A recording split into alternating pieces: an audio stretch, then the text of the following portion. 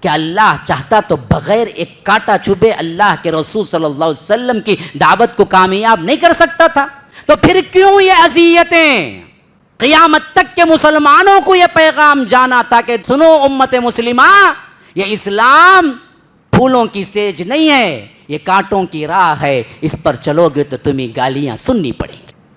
وہی حرام کاریاں چلتی رہیں، وہی سود چلتا رہے، وہی اخلاقی بگاڑ چلتا رہے، وہی بے حیائی چلتی رہے، وہی زنا چلتا رہا، کچھ بھی ہو ہم ڈال دیتے ہیں دوسروں کے کھاتوں میں کہ بھائی یہ لوگ ہیں جو کرتے ہیں، گویا کہ ہمارے اندر کوئی خامی نظر آتی ہی نہیں۔ یاد رکھو یہ اسلام کا غلبہ ایسے نہیں آیا اور ایسے نہیں آئے گا۔ کہیں تو ناراض تو نہیں ہے کہ اس واسطے یہ لوگ مجھے کیا ہیں ایسا سلوک کیے ہیں؟ اور آخری میں کہتے ہیں کہ اے اللہ تو راضی ہے اور اس کے ساتھ ساتھ تیری رضا کے ساتھ میرے اوپر پتھر برسائے جا رہے ہیں تو میں بھی راضی۔ یہ رضا کی آخری انتہا ہے۔ آپ پر مصیبتیں آ رہے ہیں، پریشانیاں ہیں، اولاد سے سکون نہیں ہے، شوہر کو بیوی سے، بیوی سے شوہر کو سکون نہیں ہے، لیکن دین پہ قائم ہے، تو یاد رکھو یہ سکون کے الفاظ ہمیشہ یاد کر لو۔ کہو کہ اے اللہ جس حالت میں تو نے رکھا ہے، اگر تو رضا دے دیا، تو راضی ہے اسی پر، تو میں بھی راضی، میری کوئی حالت ہو جائے میں تیرے سے کوئی شکایت نہیں کروں گا۔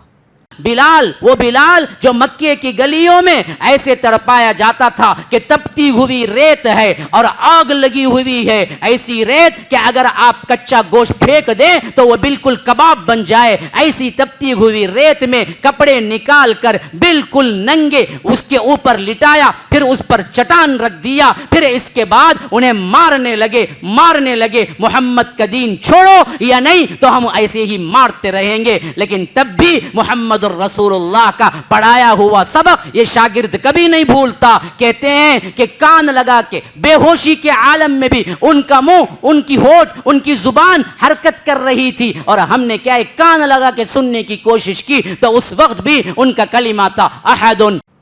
دعوت کے اعتبار سے ہمیشہ ایک پوائنٹ سمجھ لیجئے، ان طریقوں کا استعمال جو کہ اس وقت کا جدید نظریہ ہے، اگر وہ غیر اسلامی نہیں ہے تو اس کو استعمال کرنا ضروری ہے تاکہ وہی نہج سے اسلام کی دعوت بھی پہنچے۔ اللہ کے رسول نے بھی وہی نعرہ لگایا جس میں کوئی بت کا نام نہیں تھا، جس میں کوئی غیر شرعی لفظ نہیں تھا، لیکن اکٹھا کرنے کے لیے لفظ قومی لفظ تھا۔ اللہ کے رسول نے بھی یہی پکارا یا صباحا، تو لوگ دوڑتے آئے، یہ تو محمد رسول اللہ کی آواز ہے، آؤ۔ جمع ہو گئے تو اللہ کے رسول صلی اللہ علیہ وسلم نے کہا کہ دیکھو میں تم میں کیسا ہوں، کہا کہ آپ کو ہم نے کبھی جھوٹ بولتے نہیں دیکھا، ما جربنا کا الا صدقہ، کہ آپ کو صرف ہم نے سچ بولتے ہی دیکھا ہے کہ آپ جو بولیں گے ہم مانیں گے۔ تو اللہ کے رسول نے کہا کہ دیکھو اللہ نے مجھے رسول بنا کے بھیجا ہے اور تم سب کو میں ایک بہت بڑے عذاب یعنی عذاب جہنم سے ڈرانے کے لیے آیا ہوں کہ اللہ کی بات کو مانو، اللہ ایک کو مانو، اللہ ایک کی عبادت کرو اور مجھے اپنا رسول مانو۔ تو لوگ تو پلٹ گئے، لیکن ابو لہب ایسا بدبخت تھا جو اس نے مٹی اٹھائی اور اللہ کے رسول صلی اللہ علیہ وسلم کے پاس پھینکی، کہا کہ تبا لک یا محمد، کہ تم غارت ہو، نعوذ باللہ ثم نعوذ باللہ، اس واسطے تم نے ہم کو اکٹھا کیا کہ ہمارا دن برباد کر دیا۔ اللہ کی رحمت جوش میں آئی، کہا کہ بدبخت، محمد الرسول اللہ کی بربادی نہیں، تبت یدا ابی لہب وتب، تیرے ہاتھ ہلاک ہوں اور تو برباد ہو۔ یہ ہے محبت اللہ کے رسول سے اللہ کو، اللہ نے منتخب کیا محمد الرسول اللہ کو۔ ہاں ہم جب انتخاب کرتے تو کیا سوچتے؟ کوئی کمی نہیں رہ جانا، ایسی لے آؤں گا ویسی لے آؤں گا۔ ایک چھوٹا سا ایپل بھی لیتے تو 10 مرتبہ اوپر نیچے دیکھتے، لول لول اچھا معلوم نہیں، اتنا دیکھ کو لے جاتا نا، اندر کاٹے تو کیڑے نکلتے، معلوم نہیں نا اسے، تو اوپر دیکھا۔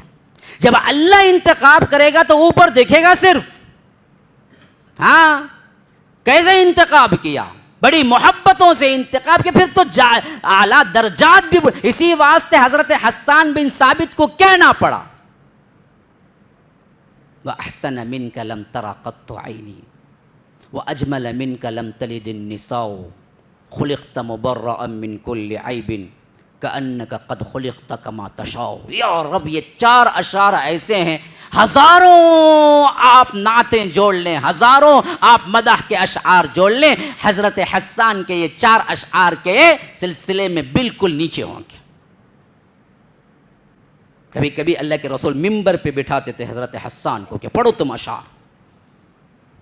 ہاں، ہم منکر نہیں ہیں اللہ کے رسول کی مدح کے، ہم صرف بدعات کے منکر ہیں کہ دیکھو یہ طریقہ غلط ہے، ورنہ تو خود حسان اللہ کے رسول صلی اللہ علیہ وسلم کے زبان مبارک میں کہتے تھے، بہت بڑے شاعر ہیں، وَأَحْسَنَ مِنْكَ لَمْ تَرَ قَطُّ عَيْنِي، ایسا حسن و جمال اللہ نے آپ کو دیا ہے کہ کسی آنکھ نے اس سے زیادہ حسین دنیا میں دیکھا ہی نہیں، وَأَجْمَلَ مِنْكَ لَمْ تَلِدِ النِّسَاءُ، ماؤں نے آپ سے زیادہ خوبصورت کسی کو جنا ہی نہیں۔ اور جب بنانے پہ رب آیا، خلقت مبرأ من کل عیب، اللہ نے ایسے بنایا کہ کوئی عیب ہی نہیں ہے، کأنک قد خلقت کما تشاء، جیسے رب نے چاہا ویسے آپ کو بنایا۔ اسی لیے اماں عائشہ کہتی ہیں کہ اللہ کے رسول صلی اللہ علیہ وسلم کا حسن کے ساتھ رعب بھی تھا، ورنہ تو اللہ کے رسول کا حسن کا مقابلہ حضرت یوسف کے حسن سے کیا جائے تو حضرت یوسف کو دیکھ کر یوسف والیوں نے، وہاں کے مصر کے عورتوں نے اپنے ہاتھ کاٹ لیے۔ اگر محمد الرسول اللہ کو حسن کی نگاہوں سے دیکھے ہوتے تو وہ لوگ اپنی جان دے دیتے، لیکن اللہ کے رسول کے حسن پہ اللہ کے رسول کا رعب بھی تھا، اس واسطے حسن چھپتا تھا، رعب ہوتا تھا کہ کوئی نگاہ بھر کے نہیں دیکھ سکتا۔ اسی واسطے عمرو بن عاص کہتے ہیں کہ میں نے 5 سال اللہ کے رسول صلی اللہ علیہ وسلم کے ساتھ گزارے، لیکن کوئی مجھ سے پوچھے کہ اللہ کے رسول صلی اللہ علیہ وسلم کیسے تھے تو میں بیان نہیں کر سکتا، کیونکہ میری ہمت کبھی نہیں ہوئی کہ میں نظریں اٹھا کے 2 بدو اللہ کے رسول کو دیکھ سکوں، ورنہ خوبصورت ترین ہستی تو حضرت یوسف سے بھی بڑھ کر جناب محمد الرسول اللہ صلی اللہ علیہ وسلم ہے۔ حضرت انس بیان کرتے ما مسست دیباجا ولا حریرا الین من کف رسول اللہ صلی اللہ علیہ وسلم، میں نے دیباج اور حریر، ریشم ہے نا، ریشم نرمی میں ایسا مادہ ہے، اس سے نرم چیز کوئی نہیں ہو سکتی۔ آپ 1 کلو ریشم کو اگر دباتے جائیں نا، ایسے چھوٹا گولا بنا لے سکتے ہیں، اتنا گولا بنا لے سکتے ہیں، اتنا نرم ہوتا ہے ریشم۔ تو کہتے ہیں کہ ما مسست دیباجا ولا حریرا الین من کف رسول اللہ صلی اللہ علیہ وسلم، کہ میں نے دیباج اور ریشم کو بھی اتنا نرم نہیں دیکھا جتنا نرم اللہ کے رسول کی ہتھیلی مبارک ہوتی تھی۔ ہاں، اور اللہ کے رسول صلی اللہ علیہ وسلم کی پسینے کی خوشبو کو میں ایسا پایا کہ دنیا کی کوئی خوشبو اس سے بہتر نہیں ہوتی تھی، پسینے کی خوشبو، پسینے کی خوشبو۔ ہاں، ایک مرتبہ ام حرام بنت مرحان کے گھر اللہ کے رسول سو رہے تھے، تو سورج کی شعائیں اللہ کے رسول کے بدن مبارک پہ پڑ رہی تھی، تو پسینہ آ رہا تھا۔ تو ام حرام بنت ملحان نے ایسی ایک شیشی اٹھائی، چھوٹی سی شیشی پہ اللہ کے رسول کے پسینے کے قطروں کو جمع کرنے لگی، یہاں تک کہ اللہ کے رسول صلی اللہ علیہ وسلم کی آنکھ کھل گئی۔ تو حیرت سے اللہ کے رسول نے پوچھا ام حرام کیا کر رہی ہو؟ کہا کہ اللہ کے رسول میں آپ کا پسینہ اکٹھا کر رہی ہوں۔ پوچھا کہ کیوں؟ کہا کہ ہم اپنی خوشبو جو اعلیٰ ترین ہوتی ہے اس میں آپ کے پسینے کا ایک قطرہ ملا دیتے ہیں تو وہ خوشبو دوبارہ ہو جاتی ہے۔ ہم کو کہتے ہو کہ ہم تعریف نہیں کرتے؟ اگر اہل الحدیث اللہ کے رسول کی تعریف نہیں کرتے تو دنیا میں کوئی تعریف کرنے والا ہی نہیں ہے میرے بھائیوں۔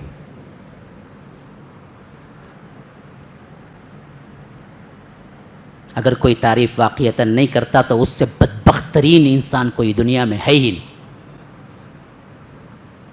یہ ہے جناب محمد الرسول اللہ صلی اللہ علیہ وسلم۔ اللہ کے رسول صلی اللہ علیہ وسلم کی یہ تبلیغ دین حنیف 3ویں منزل 3ویں سال میں گزری جہاں سے یہ مخالفت کا آغاز ہوا، تو اللہ کے رسول ان مخالفتوں کی پرواہ کیے بغیر اپنے دائرے میں اسلام کی تبلیغ شروع کر دی۔ وہاں سے مصیبت اور ایسے اذیتوں کا سلسلہ شروع ہوا جس کی آپ کوئی ایسا اندازہ خاکہ صحیح طور پر ذہنوں میں نہیں لا سکتے جو اس وقت ہوا۔ جہاں تک کہ اللہ کے رسول کے ساتھ معاملہ ہوا وہ بھی ایک طرف ہے، اللہ کے رسول صلی اللہ علیہ وسلم کے صحابہ کے ساتھ معاملہ ہوا وہ بھی ایک طرف ہے۔ اگر ایمان کی ایک رتی برابر رمق ہے، اللہ کی قسم کھا کے کہتا ہوں، اگر ایمان کی رتی برابر رمق ہے، بلال، صہیب، عمار، خباب کی سیرتوں کو پڑھتے ہوئے تم آنسوؤں سے تر ہو جاؤ گے۔ اگر ان کی صورتوں کو پڑھتے ہوئے بھی تمہارے آنکھ سے آنسو نہ نکلے تو پھر تمہارے اندر کوئی نرمی کا پہلو نہیں ہے۔ سخت دل درندے ہو چکے ہیں ہمارے دل۔ یہ وہی زمانہ ہے جو 3 کے بعد شروع ہوا۔ علل اعلان 3 میں اللہ کے رسول صلی اللہ علیہ وسلم نے اعلان کر دیا کہ میں اللہ کا رسول ہوں۔ وہاں سے وہی لوگ جو پڑھ کے بھی چاہتے تھے، جو صادق الامین کا خطاب دیے تھے، انہوں نے خود ایسی اذیتیں دینا شروع کی کہ اللہ کے رسول صلی اللہ علیہ وسلم کبھی نماز پڑھ رہے ہیں، ابو لہب کا مکان بالکل بازو میں ہے، اللہ کے رسول تہجد کے لیے اٹھے ہوئے ہیں، اور یہ بدبخت اذیت دینے کے لیے گھر کا کچرا، گھر کا گندگی، کچرا ہی نہیں بلکہ گندگی لے کے کھڑا ہوا ہے اوپر۔ جیسے ہی اللہ کے رسول سجدے میں آتے ہیں تو یہ بدبخت اللہ کے رسول پہ گندگی پھینکتا ہے۔ اور اللہ کے رسول کا سلوک کیا ہوتا پڑوسیوں سے؟ بڑے صبر سے نماز پڑھتے ہیں، پھر اس گندگی کو کاڑی پہ اٹھاتے ہیں، پھر باہر لا کے ڈال کے کہتے ہیں کہ اے لوگوں، کم از کم انسانیت، رشتہ داری کا تو خیال کرو، میں تمہارا پڑوسی نہیں ہوں کیا؟ پڑوسیوں سے ایسا ہی سلوک ہوتا ہے، پھر لا کے رکھ دیتے ہیں۔ گھر کے اندر اتنے گندگیاں اور اتنا کچرا اور اتنی اذیت دی گئی، یہاں تک کہ اللہ کے رسول نے ایک چھپر بنا لیا کہ ان بدبختوں کی غلاظت جب نماز میں پڑھوں تو میرے اوپر نہ پڑے۔ یہاں تک کہ اللہ کے رسول صلی اللہ علیہ وسلم نکل کے ایک مرتبہ جا رہے تھے کہ معلوم ہوا کہ سامنا ابو جہل سے ہو گیا۔ ابو جہل تو اسلام کا نمبر 1 دشمن، اس کے منہ سے کیا ہے؟ اللہ کے رسول صلی اللہ علیہ وسلم کو غلاظت اور اللہ کے رسول صلی اللہ علیہ وسلم کی نفرت پر آگ اگل رہی تھی۔ بکتے بکتے گالیاں بکتے حواس باختہ ہو گیا ہے کتا، اور نکلا اس کی زبان سے اللہ کے رسول کے لیے گالیاں، اور ساتھ میں اس نے اللہ کے رسول کے چہرے مبارک پہ تھوک بھی دیا۔ یہ اذیتیں کیوں؟ کیا اللہ کے رسول اللہ تبارک و تعالیٰ کے محبوب نہیں تھے؟ کہ اللہ چاہتا تو بغیر ایک کانٹا چبھے اللہ کے رسول صلی اللہ علیہ وسلم کی دعوت کو کامیاب نہیں کر سکتا تھا؟ تو پھر کیوں یہ اذیتیں؟ قیامت تک کے مسلمانوں کو یہ پیغام جانا تھا کہ سنو امت مسلمہ، یہ اسلام پھولوں کی سیج نہیں ہے، یہ کانٹوں کی راہ ہے، اس پر چلو گے تو تمہیں گالیاں سننی پڑیں گی۔ آج ہم چاہتے ہیں کہ ٹھنڈے ٹھنڈے مندی کھاتے کھاتے اسلام کا بول بالا ہو جائے، خالی کچھ بھی کرو، امریکہ کو گالیاں دیتے رہو اور دوسروں کو گالیاں دیتے رہو اور کہو کہ ان سب کی سازشیں ہیں، لیکن خود کو بدلنے کے لیے کبھی تیار نہ ہو۔ وہی حرام کاریاں چلتی رہیں، وہی سود چلتا رہے، وہی اخلاقی بگاڑ چلتا رہے، وہی بے حیائی چلتی رہے، وہی زنا چلتا رہا، کچھ بھی ہو ہم ڈال دیتے ہیں دوسروں کے کھاتوں میں کہ بھائی یہ لوگ ہیں جو کرتے ہیں، گویا کہ ہمارے اندر کوئی خامی نظر آتی ہی نہیں۔ ٹھنڈے ٹھنڈے یاد رکھو، یہ اسلام کا غلبہ ایسے نہیں آیا اور ایسے نہیں آئے گا۔ یہ سیرت سے مقصود تھا قیامت تک کے انسانوں کو، باوجود اللہ تبارک و تعالی قادر تھا اس بات پر کہ جناب محمد الرسول اللہ صلی اللہ علیہ وسلم کو ایک کانٹا بھی نہ چبھے اور یہ اسلام غالب آ جائے، لیکن اللہ نے وہ نہیں کیا۔ اپنے حبیب، اپنے رسول کو بھی جگہ جگہ پریشانیاں ہوئی، مصائب و آلام ہوئے، دشمنوں سے پالا پڑا، کبھی مار، کبھی اذیتیں، کبھی گالیاں، اور صحابہ کو تو اس سے بڑھ کر بلال وہ بلال بلال جو مکے کی گلیوں میں ایسے تڑپایا جاتا تھا کہ تپتی ہوئی ریت ہے اور آگ لگی ہوئی ہے، ایسی ریت کہ اگر آپ کچا گوشت پھینک دیں تو وہ بالکل کباب بن جائے، ایسی تپتی ہوئی ریت میں کپڑے نکال کر بالکل ننگے اس کے اوپر لٹایا، پھر اس پر چٹان رکھ دیا، پھر اس کے بعد انہیں مارنے لگے محمد کا دین چھوڑو یا نہیں تو ہم ایسے ہی مارتے رہیں گے۔ لیکن تب بھی محمد الرسول اللہ کا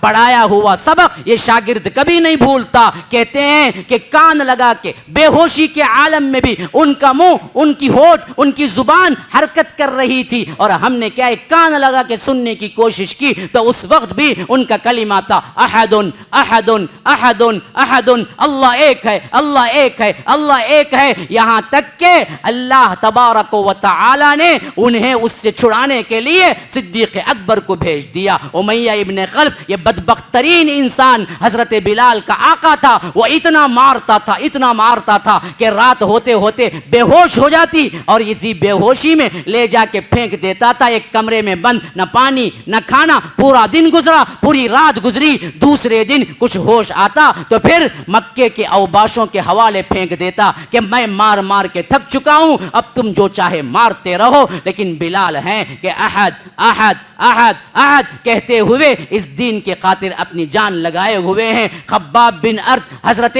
خلیفۃ المسلمین حضرت عمر رضی اللہ عنہ کا دور خلافت ہے، حضرت خباب آئے ہوئے ہیں اور اللہ کے رسول صلی اللہ علیہ وسلم کے اس زمانے کا چہرہ، یہ زمانے کا جو منظر ہے وہ چہروں میں پھر رہا ہے، وہ منظر آنکھوں میں پھر رہا ہے، یہاں تک کہ حضرت عمر پوچھتے ہیں خباب تمہارے یہ پیٹھ کا کیا حال ہے؟ کبھی ان کا کپڑا ہٹ گیا اور پیٹھ نظر آ گئی تو حضرت خباب کے پیٹھ پہ نہ گوشت ہے نہ چمڑی ہے، کچھ نہیں ہے، صرف سفیدی ہے، گویا کہ برس کا مرض ہے، پورا کا پورا، نہ گوشت نہ چربی نہ چمڑی، صرف سفید داغ ہے۔ پوچھا خباب یہ کیا ہوا ہے تمہیں؟ کہا کہ میں اسلام لانے کے جرم میں خلیفۃ المسلمین آپ کیا پوچھتے ہیں، میری آقا ایک عورت تھی ام انمار اس کا نام تھا، اسلام کی بدبخت ترین دشمن عورت، جب معلوم ہوا میں اسلام قبول کیا تو مجھے باندھ دیا گیا، میرے اوپر سے کپڑے نکلوائے گئے، انگارے لگائے گئے، ان انگاروں پہ مجھے رکھ دیا جاتا تھا، یہاں تک کہ پیپ اور خون اس سے رستے وہ انگار جب شام کو بجھتے اور تکلیف کم ہوتی تو مجھے ایک دروازے میں کمرے میں ڈال کر دروازہ بند کر دیا جاتا، اور پھر اس کے بعد میں جب بے ہوشی سے افاقے میں آتا پھر دوسرے دن لے جا کے مجھے مارا کرتے، یہاں تک کہ آج 20 سال گزر چکے ہیں لیکن ابھی تک وہ زخم بھرا نہیں ہے۔ ہم نے اس میں سے کیا جھیلا، کیا تکلیفیں اٹھائی؟ ہم ہی تو اسلام پر قربانی دینے کا جذبہ، چلنا نہیں مانتے تو چلیں گے، چلنا نہیں مانتے تو وہ کیا قربانی دیں گے؟ جی اسلام پر عمل کرنے کے لیے بہانے ہیں تو اسلام کو اشاعت کرنے کے لیے کیا قربانیاں دے سکتے ہیں؟ تو اب دیکھیے یہ ماحول آگے بڑھا، یہاں تک کہ اللہ کے رسول صلی اللہ علیہ وسلم کو لگا کہ یہاں اسلام قبول کرنے والے لوگوں کے لیے زندگی گزارنا مشکل ہے، تو اللہ کے رسول صلی اللہ علیہ وسلم نے حکم دیا کہ تم حبشہ ہجرت کر جاؤ، ایتھوپیا جسے کہتے ہیں انگلش میں، اسے بولتے ہیں حبشہ۔ وہاں کا بادشاہ اللہ کے رسول نے فرمایا کہ عادل ہے، وہ تم پر ظلم ہونے نہیں دے گا۔ تو پہلی ہجرت حبشہ پیش آتی ہے، 5 نبوت اور اس کے بعد پھر 6 نبوت۔ اس میں ایک مرتبہ یوں بھی ہوتا ہے کہ پورا خاندان عثمان شامل ہوتا ہے، جس میں حضرت رقیہ بھی اللہ کے رسول کی بیٹی بھی شامل ہوتی ہے۔ اس وقت اللہ کے رسول صلی اللہ علیہ وسلم فرماتے ہیں کہ اللہ کی قسم حضرت ابراہیم کے بعد کوئی خاندان ہجرت کیا ہے اسلام کے لیے تو وہ حضرت عثمان ہیں، جو ہجرت کرتے ہیں حبشہ کی طرف۔ وہاں پہنچتے ہیں تو وہاں بھی چین لینے نہیں دیتے، وہاں پہنچ کے کیا کرتے ہیں، یہ بھی بہت بڑا قصہ ہے۔ حضرت عمرو بن عاص اور عبداللہ ابن ربیعہ اس وقت مسلمان نہیں ہوتے ہیں، یہ دونوں مل کے وہاں کے بادشاہ کو بھی ورغلانے کی کوشش کرتے ہیں اور کہتے ہیں کہ یہ چند بھگوڑے ہیں جو ان کے باپ دادا سے جھگڑا کر کے آ گئے ہیں, آپ ان کو واپس کر دیجئے. لیکن جیسے کہ اللہ کے رسول صلی اللہ علیہ وسلم نے فرمایا کہ وہاں کا حاکم عادل تھا, تو ایک طرف سن کر فیصلہ نہیں کیا. اس نے کہا کہ اچھا وہ جو لوگ آئے ہیں جو تم کہتے ہو کہ یہ دراصل وہاں کے بھگوڑے ہیں, لیکن جب تک میں ان سے بات نہیں کروں گا تمہارے حوالے نہیں کروں گا. پھر اس کے بعد صحابہ کو بلوایا. اس وقت صحابہ نے سوچا کہ ہم تو اس کے دین پہ بھی نہیں ہیں, کہیں وہ سوال کر دے تو ہوگا کیا. پھر بھی ہمت کر کے گئے اور اسی وقت تہیہ کر لیا کہ ہر کوئی بادشاہ سے بات نہیں کرے گا, ہم سب کا ایک نمائندہ ہو جائے. تو لوگوں نے کہا حضرت علی ابن طالب کے بھائی حضرت جعفر سے کہ آپ بہترین بات کرنے والے ہیں, آپ بن جائیں. یہ ایک طریقہ ہے, جب بھی کسی سے گفتگو ہو, کوئی معاملہ سلجھنے کا ہو, سب کائیں کائیں کوے کے جیسا نہیں چیخنا, ایک کو دینا ذمہ, تب بات سلجھے گی. ہم لوگ وہ نہیں کرتے, سب بولتے ارے ارے خاموش رہو بھائی خاموش رہو, پھر سب بولتے ارے نکوچ بھائی چل جاؤ بھائی اٹھ کو, تو مسئلہ حل نہیں ہوتا. خاموشی سے بات سننے کی کیفیت پیدا کرو مسائل میں. اب حضرت جعفر وہاں پر بن کے گئے تھے رہبر متکلم, بات بھی وہی. اب وہ پوچھا سوالات, اور سب سے پہلا سوال اس کا یہ تھا کہ عجیب بات ہے تمہاری, تم اپنے مذہب سے بھی نکل گئے, میرے مذہب میں بھی نہیں آئی, وہ عیسائی تھا, اور کہتے ہو کہ کوئی نیا مذہب مجھے نہیں سمجھ آتا, نہ ان کا مذہب نہ میرا مذہب, آخر وہ کون سا مذہب آ گیا جو میرے مذہب سے اچھا ہے. تو حضرت جعفر نے جو اسلام کا خاکہ اس وقت بتایا نا جی, یاد رکھو اگر وہ پڑھ لیں گے تو آنکھوں میں آنسو آ جائیں گے. ایسا خلاصہ ہے قیامت تک کے لیے, کسی بھی غیر مسلم کے سامنے تمہیں اسلام کی تعریف کرنی ہے نا, اتنا مختصر جامع خلاصہ کہیں نہیں ملے گا جو حضرت جعفر نے اس وقت وہاں کے بادشاہ نجاشی کے سامنے کہا تھا. بڑا بہترین کہا کہ اے بادشاہ, ہم جاہل تھے, مردار کھاتے تھے, شراب پیتے تھے, ایک دوسرے کو ناحق قتل کرتے تھے, لڑائیاں ہم میں تھی, جھگڑے ہم میں تھے, ہمارے اندر انسانیت نہیں تھی. ایسے وقت میں ہمارے ہی اندر اللہ نے ایک رسول کو بھیجا جس نے ہمارے لحاظ سے تمام اچھائیوں کا حکم دیا, ہمیں بتایا کہ حرام ہے کسی کا خون ناحق قتل کرنا, حرام ہے, تمام جتنے بھی اللہ کے تم نے شریک بنا لیے ہیں حرام ہے, ایک اللہ کی عبادت کرو, صرف دوسروں کا احترام کرو, نماز ادا کرو, زکوٰۃ ادا کرو. آپ پوچھیں گے مکے میں زکوٰۃ کہاں سے آ گئی؟ تھی مکے میں بھی زکوٰۃ. یہ جو نصابی زکوٰۃ ہے نا 100.2%, وہ مدینے میں فرض ہوئی تھی, ورنہ تو عام زکوٰۃ جو کو دینے کا تھا نا وہ مکے میں بھی تھی. اسی واسطے مکی صورتوں میں زکوٰۃ کا ذکر ملتا ہے باقاعدہ. تو یاد رکھیے یہ تمام باتیں جب اس نے کی تو کہا یہ تو بہت اچھا دین لگتا ہے, تو جاؤ تم پر کوئی زیادتی نہیں ہوگی. تو اگلے دن جب یہ رسوا ہو کے نکلے, اس وقت عمرو بن عاص, عبداللہ ابن ربیعہ دونوں کہتے ہیں کہ ہم کو بڑی رسوائی ہوئی کہ ہم آئے تھے اور ہمیں خواہش تھی کہ ہم کو واپس سے ان لوگوں کو واپس بھیج دیا جائے, لیکن بادشاہ نے نہیں بھیجا. تو دوسرے دن اس سے بڑا ہم نے کام کیا. وہ کیا تھا کہ ہم نے کہا کہ بادشاہ آپ کے جو خدا ہیں ان کو یہ گالی دیتے ہیں. کون؟ حضرت عیسیٰ کو. آپ جو مانتے ہیں اللہ کے بیٹے, یہ نہیں مانتے ہیں. پھر بادشاہ نے کہا کہ بلاؤ ان کو. وہ آ گئے. حضرت جعفر و صادق اور سب صحابہ جو اس وقت تھے وہ کہتے ہیں کہ ہمارے اندر یہ ٹاک ہوئی. کیا ہوئی کہ بعض لوگ کہنے لگے کہ دیکھو اگر ہم یہ عقیدہ ظاہر کر دیے کہ ہم حضرت عیسیٰ کو بیٹا نہیں بلکہ صرف رسول مانتے ہیں تو بادشاہ بگڑ نہ جائے, اس واسطے ہمیں کچھ اور بات کرنی چاہیے, کیسے بھی یہ بات کا اظہار نہ کیا جائے. لیکن بات سچے, اور آخری میں فیصلہ صحابہ کا یہی ہوا, کچھ بھی ہو جائے, ہماری جانیں چلی جائے, ہم جھوٹ نہیں بولیں گے, سچ بولیں گے. ہمارے عقیدے کا ہم سیدھا سیدھا اظہار کر دیں. آج بھی بہت سے لوگ کیا ہیں, ادھر کے نہ ادھر کے پھرتے رہتے. ادھر گئے تو ہو میں ادھر کا اچکا تھا, کیا جی ادھر بھی دیکھا نا, نہیں وہ تمہارا اچکا تھا, نہیں جی یہاں جا کو ہے نا, نہیں وہ دیکھنے گیا کا تھا. انہوں نہ دنیا میں اچھے رہتے نہ آخرت میں اچھے رہتے. یاد رکھو, کسی میں بھی رہو, ایک میں رہو, ڈٹ کے رہو. ہاں, نہ دنیا کھوٹے کو قبول کرتی نہ اللہ قبول کرتا. ہاں, کھوٹا سکہ دیکھو, دیکھو 10 روپے کی نوٹ بولو 100 روپے کی ہے, مانیں گا؟ نہیں جی میں بہت دوست جگری 100 روپے مان لو, نہ بولو, مانیں گا؟ کیا جی دھوکہ دیتے مجھے. دھوکہ نہ دنیا قبول کرتی نہ اللہ قبول کرتا. ہمیشہ سچ سچ ہی ہوتا ہے. ڈنکے کی چوٹ پہ کہو, کوئی مخالف ہو کوئی موافق ہو تو اس سے کوئی لینا دینا نہیں ہے مجھے رب العالمین کو راضی کرنا ہے. ہاں یہ فطرت ہونی چاہیے. آج کیا ہے, چاپلوسی بہت زیادہ آ گئی مسلمانوں میں. ہر جگہ منڈی ہلاتا رہتا, ہو کیا رے, یہاں بھی منڈی ہلایا, وہاں بھی منڈی ہلایا, وہاں بھی منڈی ہلایا. ہو بھائی ویسا چلنا. اور سمجھتا کیا ہے, بہت بڑی ہوشیاری سمجھتا ویسا کر کو. میں سب سے ہوشیار, کہاں گئے تو بھی مجھے عزت, کہاں گئے تو بھی عزت ملیں گی نہیں. ایک جگہ ملیں گی, ایک جگہ نہیں ملیں گی. یہ اصول. ہاں اگر سب کی نظر میں محبوب بن جانا تھا تو پھر اللہ کے رسول کو کوئی گالی دینے والا ہی نہیں ہوتا. توحید کے نام پر اللہ کے رسول بھی مصائب اٹھائے نا جی, جانی دشمن بنے نا لوگ.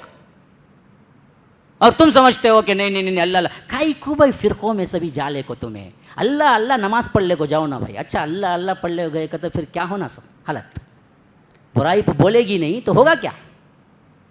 بعض لوگوں کا عقیدہ ہے برائی کو روکنا نہیں کہتے, خالی اچھائی کر لے گھرے تو برائی چل جائیں گی. کیسے جائیں گی, کیسا جائیں گی گا. تو اندھیرے میں لائٹ جلائے تو اندھیرا چل جاتا نہیں. وہ لائٹ جی, وہ ہمیں لائٹ ہمیں.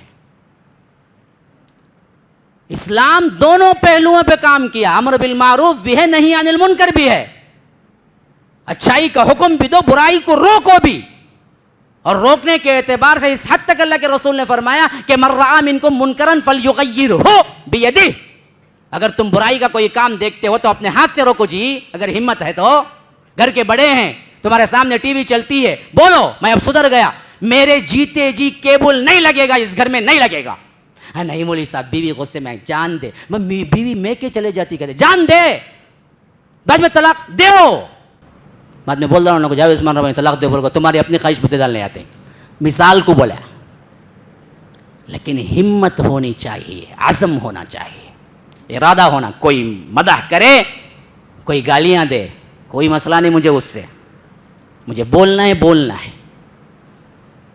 آج ہمارے اندر بڑی چاپلوسی آ گئی ہے, بہت افسوس ہوتا ہے. حالانکہ اللہ کے رسول کے پاس نہیں تھی یہ بات, ڈنکے کی چوٹ پہ بولنا سکھایا تھا اللہ کے رسول نے. اسی بات پہ حضرت جعفر نے کہا کہ جو ہو سو ہو, ہم بولیں گے. پھر وہ آئے, نجاشی نے سوال کیا عیسیٰ کے بارے میں تمہارا عقیدہ کیا ہے. اور اسی وقت نیا مریم کا سورہ اترا تھا. جب وہ ہجرت کیے تھے نا, ہجرت سے پہلے وہ سورہ اتر چکا تھا. کہ انہوں نے کیا کیا, ہمارا عقیدہ یہی ہے. پھر وہاں سے کاف ہا یا عین صاد ذکر رحمت ربک عبدہ زکریا اذ نادى ربہ نداء خفیا قال رب انی وہن العظم منی واشتعل الرأس شیبا ولم اکن بدعائک رب شقیا وانی خفت الموالی من ورائی وکانت امرأتی عاقرا فہب لی من لدنک ولیا یرثنی ویرث من آل یعقوب واجعلہ رب رضیا یا زکریا انا نبشرک بغلام اسمہ یحیی لم نجعل لہ من قبل سمیہ. آگے چلو واذکر فی الکتاب مریم اذ انتبذت من اہلها مکانا شرقیا فاتخذت من دونہم حجابا فارسلنا الیہا روحنا فتمثل لها بشرا سویا. یہاں تک کہ اللہ تبارک و تعالی نے حضرت عیسیٰ کی پیدائش کو ذکر کرتے ہوئے کہتا ہے کہ جب انہوں نے الزام لگایا یا اخت ہارون ما کان ابوک امرأ سوء وما کانت امک بغیا فاشارت الیہ قالوا کیف نکلم من کان فی المہد صبیا قال انی عبد اللہ آتانی الکتاب وجعلنی نبیا وجعلنی مبارکا اینما کنت واوصانی بالصلاة والزکاة ما دمت حیا وبرا بوالدتی ولم یجعلنی جبارا شقیا. یہ آیتیں یوں سنائی تو نجاشی اتنا رویا کہ اس کی داڑھی آنسوؤں سے تر ہو چکی تھی. یہ قرآن کی عظمت ہے. یاد رکھو, قرآن پڑھو. قرآن پڑھنے کی ایک الگ ہی میٹھاس ہے, قرآن پڑھنے کا ایک الگ ہی اثر ہے, خواہ سمجھ آئے یا نہ آئے. لیکن ہم بدبخت قوم ہیں کہ پڑھنا ہی نہیں جانتے. کیسا کلام ہے, کیا عظمت والا کلام ہے, کیا رشتہ ہے اس کلام کا. جب تم پڑھو گے تو تمہارا رشتہ استوار ہوتے رب العالمین سے مل جائے گا. کیوں؟ سب سے پہلے کس نے پڑھا ہے؟ ہاں جی, کس نے پڑھا ہے اس قرآن کو؟ سب سے پہلے کس نے پڑھا ہے؟ ہاں جی, آواز سے بولو نا. کون پڑھے؟ نہیں سمجھ آ رہا ہے؟ ایک بولو نا کوئی نا. اللہ نے پڑھا ہے. تلک آیات اللہ نتلوها علیک بالحق. یہ اللہ کی آیتیں ہیں جسے ہم خود پڑھ کے سنا رہے ہیں. سب سے پہلے اللہ نے پڑھا جبرائیل پر. جبرائیل نے اللہ کے رسول پہ پڑھا. اللہ کے رسول صلی اللہ علیہ وسلم نے صحابہ پہ پڑھا. صحابہ نے تابعین پہ پڑھا. تابعین نے تابع التابعین پہ پڑھا. تابع التابعین نے آگے نسلاً بعد نسلین جیلاً عن جیلن پڑھتے رہے یہاں تک کہ ہم پڑھ رہے ہیں. اگر تم پڑھتے تو تمہارا رشتہ ڈائریکٹ جاتے جاتے جاتے جاتے جاتے میں حافظ ہوں. مجھے میرے استاد سے میں نے پڑھ کے سنا. میرے استاد کے استاد کو ان سے پڑھتے ہوئے سنا.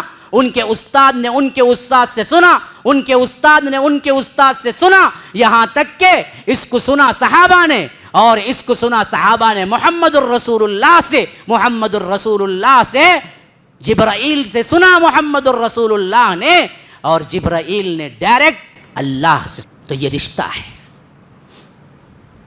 معلوم ہے قرآن کی عظمت کیا ہے؟ یہ رشتہ ہے قرآن کا. جس کام کو رب نے کیا وہی کام تم کر رہے ہو اور جس کو تم پڑھ رہے ہو وہ دنیا کی چیز ہی نہیں ہے. صرف کائنات میں ایک چیز ہے جو کائنات کی نہیں ہے. یاد رکھو, کائنات میں ایک چیز ہے جو کائنات کی نہیں ہے, صرف وہ قرآن ہے. اسی واسطے تمام کائنات قیامت کے دن فنا ہوگی, قرآن فنا نہیں ہوگا. اللہ پھر دوبارہ اٹھا لے گا جیسے اتارا تھا. اچانک ایک دن صبح ہوگی, مصاحف کے اندر صرف خالی پیپر رہ جائیں گے, الفاظ نہیں ہوں گے. کیوں؟ وہ اللہ کی صفت ہے, فنا نہیں ہو سکتی. فنا تو اس کو ہوگی نا جی جو مخلوق ہے, خالق کو کیسے فنا؟ تو قرآن کو فنا نہیں. یاد رکھو یہ قرآن ہے جو اللہ نے ہمیں گفٹ دیا, یہ دنیا کی چیز ہی نہیں ہے. تو پھر اس قرآن کو دنیا کی چیزوں سے فوقیت دیتے ہو تو بدبخت نہیں ہو؟ ہاں, دنیا کے لیے قرآن پڑھ کے کمانے والے بھی بہت سے لوگ ہیں, حیف ہے ان لوگوں پر. یہ تو دنیا سے مبرہ بہت اعلیٰ چیز ہے. تو یہ پڑھا تو نجاشی کا دربار بالکل تھم سا گیا. پھر اس کے بعد جب معنی معلوم ہو گئے اسے تو اس نے ایک تنکا اٹھایا ایسے دربار میں سے.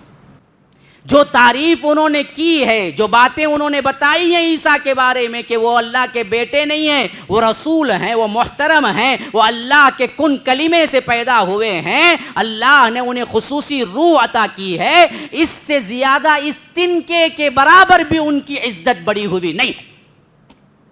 یہ وہی عقیدہ ہے جو عقیدہ حضرت عیسیٰ نے دیا تھا. اگر ان کو کوئی گالی دے گا یہ اسی سلطنت میں رہیں گے, اگر کسی نے ان پر دست درازی کی گالی دی تو ہم اس پر ٹیکس عائد کریں گے. جاؤ تم سب آزاد ہو, تم رہو میرے ملک میں, یہ کہہ دیا بادشاہ نے. یہ ہوتی ہے اللہ کی مدد. کیوں آئی جی؟ ڈنکے کی چوٹ پہ سچائی پہ قائم رہو, چاپلوسی نہ کرو, منافقت نہ کرو. ہاں, بعض لوگ اپنے آپ کو اہل حدیث بولنا بھی اوپر نیچے ہوتے. کون ہو؟ میں سب جگہ جاتا بھائی, سب کو مسلمان سمجھتا. کئی کو با پریشانی, تھر تھر کئی کانپتا ہے. تو بول, جو ہے سیدھا بول, جو ہے وہ بول, غلطی کیا ہے وہ پوچھ. پھر تو یاد رکھو چاپلوسی نہیں چلتی. بعض لوگ گھر میں سب ہوتا, انہوں کیا ہے باہر بڑے بڑے علامت الدر, بڑے بڑے کیا ہیں بیانات, اندر کیا ہے سبھرتا. کیا جی تمہیں باہر وہ سنتے نہیں بھائی میرے بچے, ہاں تمہیں باوات نا, تمہیں بچے کا کیوں بنے.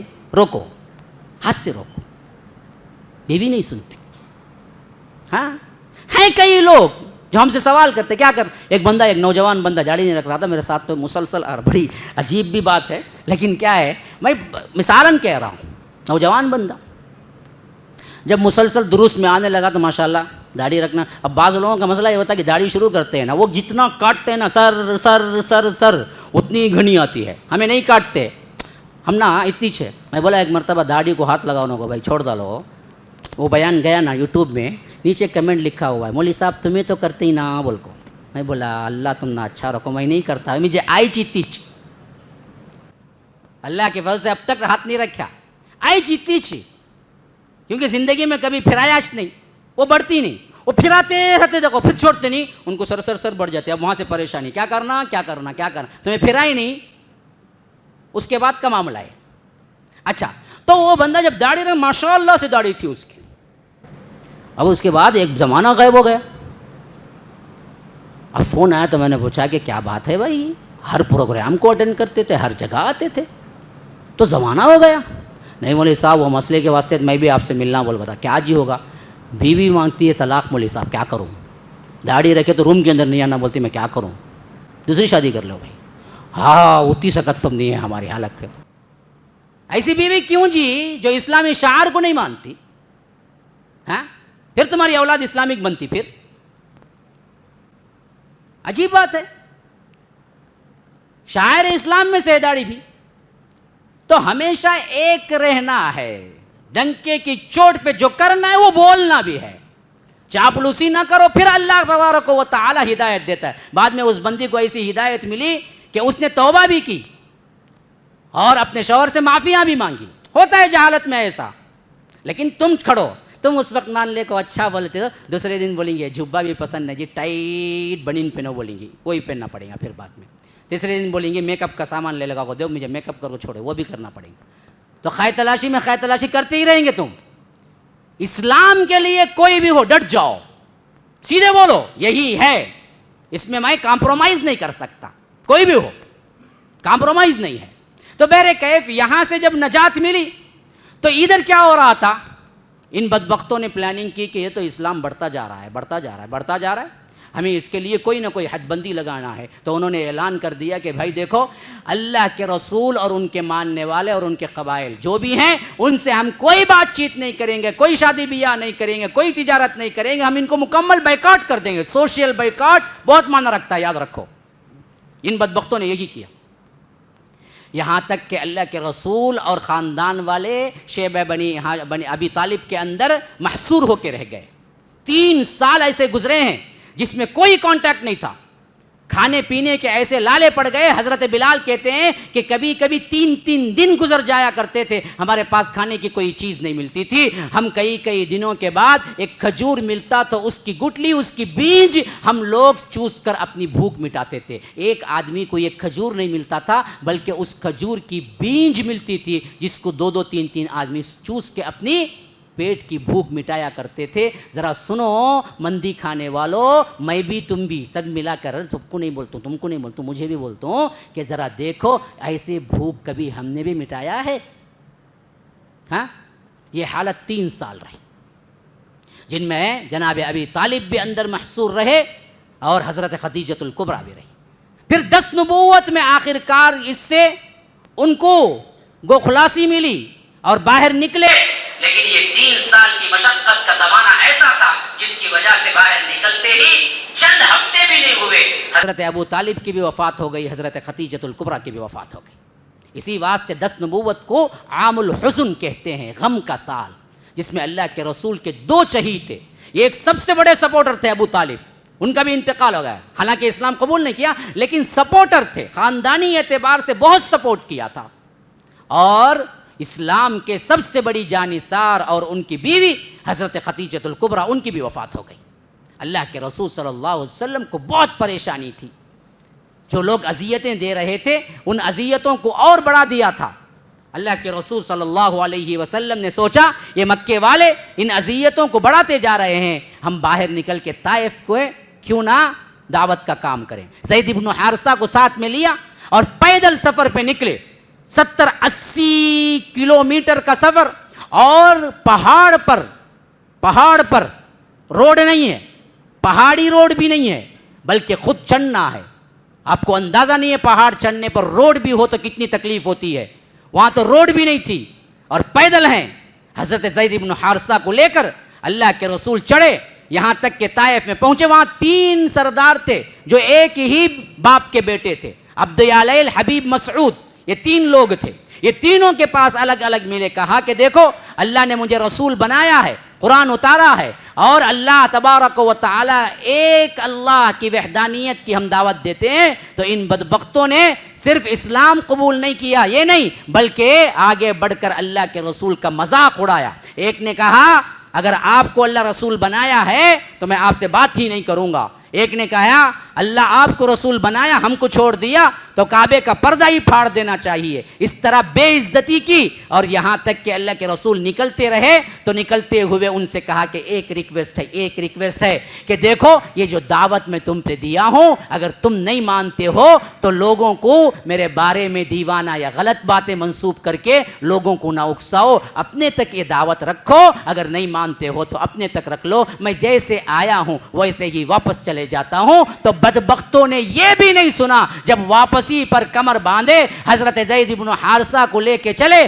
طائف کے اندر، ان بدبختوں نے اعلان کیا کہ مکے سے کوئی پاگل آ گیا ہے اور تم اس کے ساتھ جو چاہے سلوک کرو، ہم پوچھنے والے نہیں ہیں کہ طائف کے اوباش لڑکے اللہ کے رسول صلی اللہ علیہ وسلم کو کوئی گالیاں دے رہا تھا، کوئی پتھر پھینک رہا تھا، کوئی کیا ہے اللہ کے رسول صلی اللہ علیہ وسلم کو زخمی کر رہا تھا، یہاں تک کہ اللہ کے رسول صلی اللہ علیہ وسلم کے جسم مبارک پہ پتھر پڑنے لگے مسلمانوں اور خون رسنے لگا۔ وہ وقت بھی یاد کرو، دنیا کا سب سے زیادہ محبوب ترین اللہ کے بعد اللہ کا رسول ہے، مقام کے اعتبار سے اللہ کے بعد اللہ کے رسول ہیں۔ اللہ تبارک و تعالی نے تمام انبیاء کو اللہ کے رسول صلی اللہ علیہ وسلم کی جماعت میں جمع کیا اور امام محمد الرسول اللہ کو بنایا۔ اللہ کے رسول کو فرمایا کہ اگر تم جب تک جنت کا دروازہ نہ کھلواؤ تو تم پر کوئی بھی نبی داخل نہیں ہو سکتا، کوئی بھی امتی داخل نہ ہو سکتا، ان سب پر جنت حرام ہے اس وقت تک جب تک کہ تم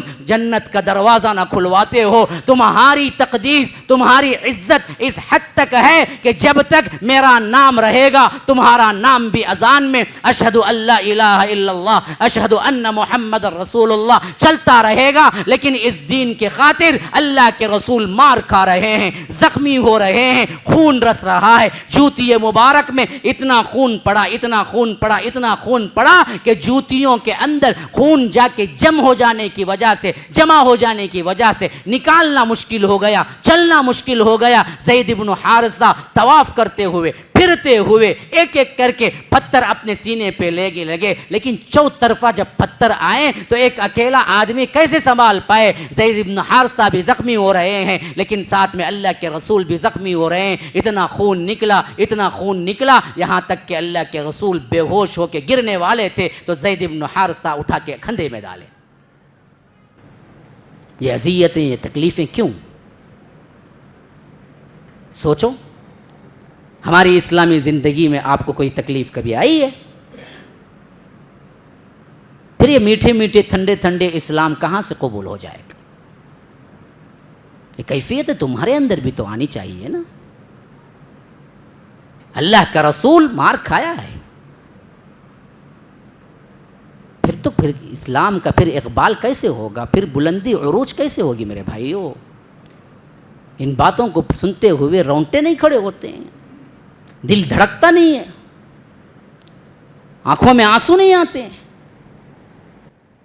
کیا واقعہ ہو رہا ہے کائنات کے اندر کہ طائف میں پتھر کھائے بغیر اسلام مکمل نہیں ہو سکتا تھا۔ اللہ قادر نہیں تھا کہ جو پتھر اٹھایا اس کے ہاتھ ہی کو اللہ شل کر دے؟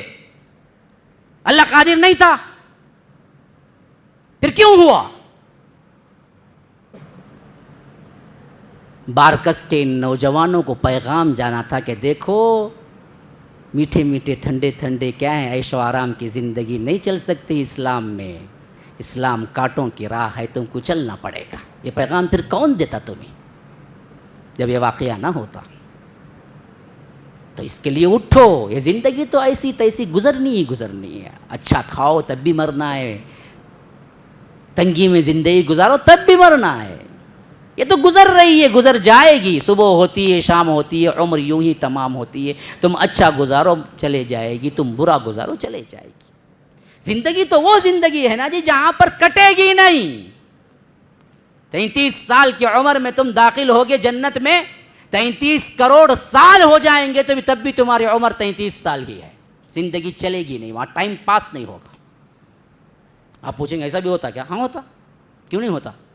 دنیا میں اللہ نے مثال رکھی ہے، دنیا میں اللہ نے مثال رکھ کے بتایا کہ دیکھو جنت کی زندگی یوں ہوگی جہاں ٹائم پاس نہیں ہوگا، یہ ٹائم پاسنگ ہے، یہاں جما لو کما لو، وہاں چلے جاؤ جہاں ٹائم پاس ہی نہیں ہوتا، ہمیشہ جوان رہو، ہمیشہ کھاتے پیتے رہو۔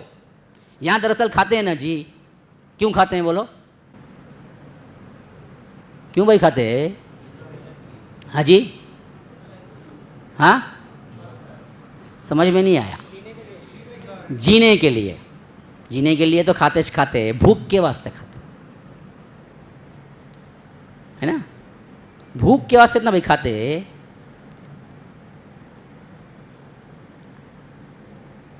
پتہ ہے نہیں سمجھ میں آیا؟ کئی کو کھاتے؟ ہاں بھوکا ہے، آ جا ہوٹل کو، ہاؤ چلو بھائی کیا با کھاتا ہے؟ مرغ مسلم منگاؤ، ٹانگ لے رکھ لے، ٹانگ کھا، مندی منگاؤ، ماں لے مندی، خبسہ کہتے خبسہ، ہاں منگاؤ لے کھا لے، وہ بھی خبسہ بھی کھا لے۔ ابھی کیا ہونا با؟ ابھی کون سی بھی نئی ڈش آئی ہے، گرل منگاؤ، گرل چکن، ہاں لے با گرل چکن بھی کھا۔ اللہ بھر گا بھائی پیٹ، نہیں جی کھاؤ، نہیں ہوتا جی پیٹ بھر گا، نہیں با کھا با، اچھا جان دے تمہارے واسطے کیا ہونا، اور ایک ٹانگ منگاؤ، اوکے کھا لیا، ابھی کھا با، نہیں جی نہیں ہوں گا، نہیں با کھا با، کیا بات تو دوست تو نہیں، ارے نہیں ہوتا جی، اب نہیں با کھا با، جب مر جاؤں گا جی اس سے زیادہ کھایا تو بس اب مسئلہ ختم، اتج کر سکتا یہ زندگی۔ اب اسے بولو 5 لاکھ روپے دیتا ہوں اور ایک مرغی کھا لے، نہیں کھاتا بھائی، مر جاؤں گا نہیں کھاؤں گا بولے گا، مسئلہ ختم اس کا، وہ حد لمٹ، بھوکا ہی کھایا، یہ زندگی ہے۔ اب سب ہے سامنے، کھانا ہے، فری ہے، دیتا ہے، پسینہ ہو کو پھر بھی ذرا سوچتا ہے 1 2 3 نہیں بھائی نہیں ہوتا، معاف کرو بھائی، نہیں کھاتا میں کہتا، بس لمٹ ختم۔ جنت میں کھانا بھوک کی وجہ سے ہوگا ہی نہیں، یاد رکھو، بھوک تو اذیت نہ جی، بھوک ایک تکلیف نہ، جنت میں کیسی تکلیف ہوں گی؟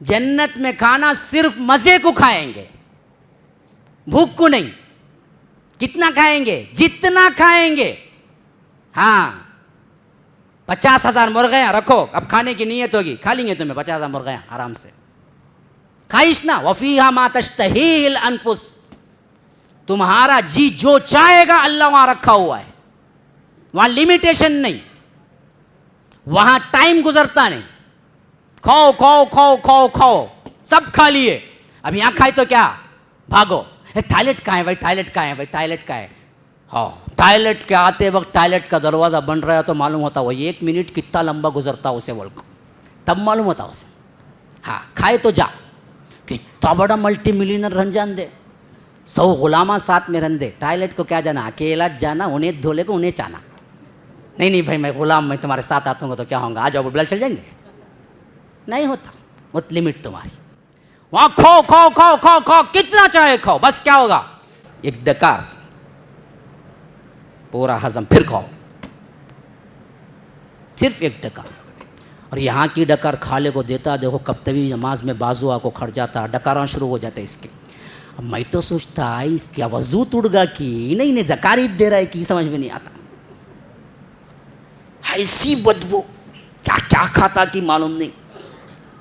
اللہ کے رسول نے فرمایا کہ جنتی وہاں جو زکات دے گا نا اس میں مشک کی خوشبو ہوگی، مشک کی، مشک وہ ہے نا جی عطر جو یہاں بنتا نہیں ہے، کریٹ ہوتا ہے، اللہ اسے کیا ہے، جیسا شہد کی مکھی شہد کریٹ نہیں کر سکتے، شہد کی مکھی کا تھوک ہے وہ جس سے شہد بنتا ہے، بعینی اسی طرح مشک ہرن کے پیٹ میں رہتا، اور ہر ہرن کے نہیں ہوتا، خاص ہرن کے پیٹوں میں رہتا، جو بڑی قیمتی ہرنیں ہوتی ہیں اس میں ہوتی وہ چیز جس سے کیا ہے خوشبو نکلتی، اگر ایک قطرہ بھی یہاں ڈال دیا جائے نا پوری خوشبو سے معطر ہو جائے وہ مشک، ویسی اس کی کیا ڈکار نکلے گی، بس مشک کی خوشبو ہوگی، پھر کھائے گا، جوانی میں گیا جوانی رہے گا، بڑھاپا آئے گا ہی نہیں، ہاں اس کی مثال اللہ نے سورہ کہف میں رکھی، وَلَبِثُوا فِي كَهْفِهِمْ 300 سنین وازدادوا 9، غار کے اندر اصحاب کہف پڑے رہے، سوتے رہے کتنے 309 سال. 309 سال کے بعد اللہ اٹھایا, ویسے ہی اٹھے جیسے 309 سال پہلے تھے. اگر ان پر ٹائم پاس ہوتا نا, کیا ہوتا؟ 309 سال ناخن نہیں کٹ کرے, 309 سال بال نہیں کٹ کرے, کیا حالت ہوں گی تمہاری؟ بالاں بڑھ کو اتنے بڑے ہو کو ناخنا اتنے لمبے ہو جائیں گے. کیوں؟ ان پہ ٹائم پاس نہیں ہوا, وہ جیسے تھے ویسے چھٹے. اسی لیے اللہ کہتا ہے وَلَبِثُوا فِي كَهْفِهِمْ 300 سِنِينَ وَازْدَادُوا 9. ہاں, عیسوی کیلنڈر کے اعتبار سے 309 سال رہے, قمری کیلنڈر کے اعتبار سے 300 سال رہے. اس واسطے فرمایا کہ 300 + 9. کیوں؟ انگلش کیلنڈر کے حساب سے 309 اور قمری کیلنڈر کے حساب سے 309, عیسوی کیلنڈر کے حساب سے 300. کیونکہ ہر 100 سال کو 300 سال کا ڈفرینٹ ہو جاتا, 3 سال کا ڈفرینٹ ہو جاتا. کیونکہ ہمارے ہاں صرف 29-30 ہے, انگلش میں کیا ہے 29 بھی ہے, 30 بھی ہے, 31 بھی ہے, تو اس واسطے دن بڑھ جاتے. تو اسی لیے فرمایا کہ 300 + 9. تو میں بتا رہا تھا کہ یہ زندگی میں ابھی سمجھ جاؤ یہ پاسنگ ہے, وہ پرماننٹ زندگی کے لیے تیاری کر لو, تو پھر تو کیا ہے آسانی آسانی ہے. اسی واسطے اللہ کے رسول صلی اللہ علیہ وسلم نے اس زندگی کی کوئی اہمیت نہیں تھی. طائف میں مار کھائے, آگے چلے, وادی نخلا میں پہنچے, اللہ کے رسول زخموں سے چور تھے, اور بڑی ہی کیا ہے دل کے اندر غمگینی چھائی ہوئی تھی کہ وادی نخلا میں پہنچے, دل بالکل بھرا ہوا تھا غمگین سے. ان لوگوں نے کیا سلوک کیا ہے؟ اسی واسطے ایک روایت آئی ہے جس میں اللہ کے رسول نے وہ دعا کی جو دعائے مستضعفین کہلاتی ہے. حالانکہ بعض سیرت نگاروں نے اس پہ کلام کیا ہے کہ اس میں ضعف ہے, لیکن وہ الفاظ بڑے دل دہلا دینے والے ہیں جو اللہ کے رسول نے وہاں پر کیے تھے. وہاں پر اللہ کے رسول نے 2 رکعت نماز پڑھی, پھر ہاتھ اٹھا دیے, پھر کہا کہ اللہ میں تجھی سے شکایت کرتا ہوں, انہوں نے مجھے سلوک جو کیا ہے میرے ساتھ, اللہ تو کن کے حوالے کر دیا ہے یا رب. میں جب بھی پڑھتا ہوں آنکھوں سے آنسو آ جاتے ہیں. کیا درد دل ہے جو بیان ہو رہا ہے, اور رب کے حضور اللہ کے رسول صلی اللہ علیہ وسلم بیان کر رہے ہیں, کہہ رہے ہیں کہ اللہ تو کن کے حوالے کر دیا ہے, ان بدبختوں کے حوالے جو مجھے پہچانتے نہیں, جو مجھے جانتے نہیں. انہوں نے میرے ساتھ کیا سلوک کیا ہے. اے اللہ اگر یہ سب کچھ اس بات کی نشانی ہے کہ تو ناراض ہے, پھر تو میں تیرے طرف توبہ کرتا ہوں یا رب. یہ ہے دائی کی صفت. دائی جتنا بھی کام کرے اکڑتا نہیں ہے, میں پناہ نہیں کرتا. یہ دائی کی صفت ہوتی ہے, عاجزی ہوتی ہے, انکساری ہوتی ہے. ڈر ہوتا ہے کہ کہیں اللہ قبول نہ کرے, کہیں اللہ اٹھا کے پھینک نہ دے ہمارے اعمال کو, کہیں اللہ غصہ نہ ہو جائے ہم پر. عبادت بھی کرو, ڈرو بھی اللہ سے کہ ہم نے جو کی وہ حقیقتاً کی نہیں. اگر اللہ چاہے تو ہمارے منہ کے اوپر پھینک دے ہماری عبادتیں اور کہے کہ تم جہنم کے مستحق ہو, تب بھی اللہ عادل ہے اور اللہ کبھی بے انصافی نہیں کرتا. ہماری عبادتوں نیکیوں پہ اتراؤ نہ, گھمنڈی نہ کرو. یہ نہ کہو کہ میں نے اس کو کیا, میں نے اس کو کیا, یہ کون تھا, یہ فلاں تھا, میری وجہ سے آیا, میری وجہ سے تعلق پیدا ہوا, میری وجہ سے بڑا ہوا. نہ نہ نہ, تمہاری کوئی حیثیت ہی نہیں ہے کہ تمہاری وجہ سے ہو. تم تو حقیر سے ایک بوند تھے جن کو لگ جائے تو دھونا پڑتا تھا. اللہ تبارک و تعالیٰ اسی گندے خون سے اور اسی خطرے سے تمہیں اللہ نے پیدا کیا. الم یکن نطفۃ من منی یمنی. تم کیا تھے؟ تم تو کیا ہے ماں کے رحم میں ٹپکایا ہوا ایک منی کا قطرہ تھے. اللہ کہتا ہے ثم کان علقۃ فخلق فسوى فجعل منه الزوجین الذکر والانثى. وہ ہم تھے جس میں اسی قطرے کے اندر تمہیں انسان بنا کے نکال دیا. تمہارے اندر غرور کس بات کا؟ نماز پڑھتے ہو, روزہ رکھتے ہو, دین کا کام کرتے ہو, تو اللہ پہ کیا احسان کیے ہو؟ اللہ پہ کوئی احسان نہیں. یمنون علیک ان اسلموا قل لا تمنوا علی اسلامکم بل اللہ یمن علیکم ان ہداکم للایمان. تم کچھ بھی کر لو, احسان اسلام پہ نہیں ہے بلکہ اللہ کا بہت بڑا احسان ہے کہ اللہ نے تم کو توفیق دے دی. یہ اللہ کے رسول نے کہا, اللہ کہیں میری دعوت میں تو کوتاہی نہیں ہے, کہیں تو ناراض تو نہیں ہے کہ اس واسطے یہ لوگ مجھے کیا ہیں ایسا سلوک کیے ہیں. اور آخری میں کہتے ہیں کہ اے اللہ تو راضی ہے اور اس کے ساتھ ساتھ تیری رضا کے ساتھ میرے اوپر پتھر برسائے جا رہے ہیں تو میں بھی راضی. یہ رضا کی آخری انتہا ہے. آپ پر مصیبتیں آ رہے ہیں, پریشانیاں ہیں, اولاد سے سکون نہیں ہے, شوہر کو بیوی سے شوہر کو سکون نہیں ہے, لیکن دین پہ قائم ہے, تو یاد رکھو یہ سکون کے الفاظ ہمیشہ یاد کر لو. کہو کہ اللہ جس حالت میں تو نے رکھا ہے اگر تو رضا دے دیا, تو راضی ہے اسی پر, تو میں بھی راضی. میری کوئی حالت ہو جائے میں تیرے سے کوئی شکایت نہیں کروں گا, کیونکہ میری حالت کو تو جانتا ہے. بس تیری رضا مطلوب ہے, تو راضی ہے پھر بھی مجھے تکلیف ہو رہی ہے تو میں ہزاروں تکلیفیں سنبھالنے کے لیے تیار ہوں, لیکن عیش و آرام ہے, لیکن تو راضی نہیں ہے تو ایسی زندگی سے اللہ میں پناہ مانگتا ہوں. مجھے عیش و آرام نہیں, تیری رضا چاہیے. اے میرے اللہ کے بندو, کتنے لوگ ہیں جو یہ چاہتے ہیں کہ صرف تیری رضا چاہیے. ہم تو دنیا کے کتے بنے ہوئے ہیں کہ دنیا دنیا دنیا, ایک کار ہو دو کار, ایک گھر ہو دو گھر, ایک گاڑی ہو دو گاڑی. ہم کب دیکھا ہے کہ اللہ کی رضا کیا ہے؟ جبکہ طائف کی دعوت میں مار کھانے کے بعد بھی اللہ کے رسول کو جو مطلوب تھا وہ اللہ کی رضا تھی کہ اللہ تو راضی ہے, یہ لوگ مجھے پتھر مار رہے ہیں تو میں بھی راضی ہوں. هذا وبالله التوفيق وصلى الله وسلم على نبينا محمد. أسأل الله لي ولكم ولسائر المسلمين من كل ذنب فاستغفروه إنه هو الغفور الرحيم. والسلام عليكم ورحمة الله وبركاته.